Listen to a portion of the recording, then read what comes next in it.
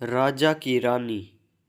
एक जंगल में एक बहुत ही बेवकूफ़ और सुस्ती का मारा राजा रहता था। दुनिया में शायद ही कोई जानता था कि उसकी सल्तनत कहाँ वाक़या है। वो सारा दिन अपने तख्त पर लेटा रहता था और उसके मुलाजिम मोर के परों से बने पक्कों से उसे हवा करते रहते। एक दिन उसने फैसला किया कि उसे भी शादी कर लेनी चाहिए।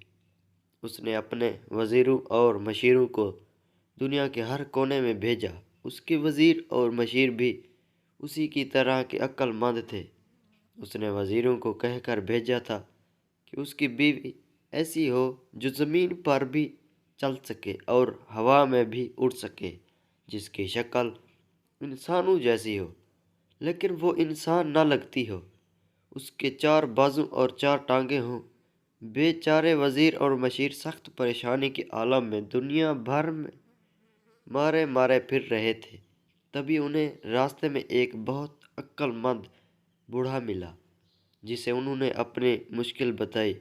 वो हंसकर बोला, ये तो बहुत आसान है, यहाँ से एक बंदरिया पकड़ो और अपने राजा के लिए ले जाओ।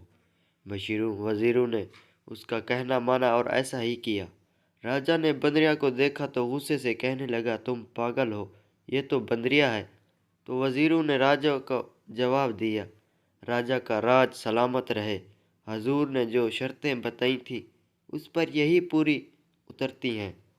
ये दुनिया में वाहिद जानदार है जिसकी शक्ल इंसानों से मिलती है, लेकिन ये इंसान नहीं है। ये दरख्तों पर एक दरख्त से दूसरे दरख्त तक उड़कर जा सकती हैं और ज़मीन पर भी आसानी से चल सकती हैं। ये टांगों से भुजाओं का काम लेती हैं और बाजुओं से टांगों का, इसलिए इसकी 4 टांगें भी हैं और 4 बाजू भी। वाकई राजा की सारी शर्तों पर एक बंदरिया ही उतरती थी। लिहाजा राजा लाजवाब होकर बेवकूफ़ों की तरह उन्हें देखने लगा। फिर बंदरिया से तो उसने शादी क्या करनी थी। वो सारी उम्र कुंवारा ही रहा, लेकिन लोग बंदरिया को नहीं भूले और राजा की गैर मौजूदगी में उसे बंदरिया का शौहर ही कहते रहे।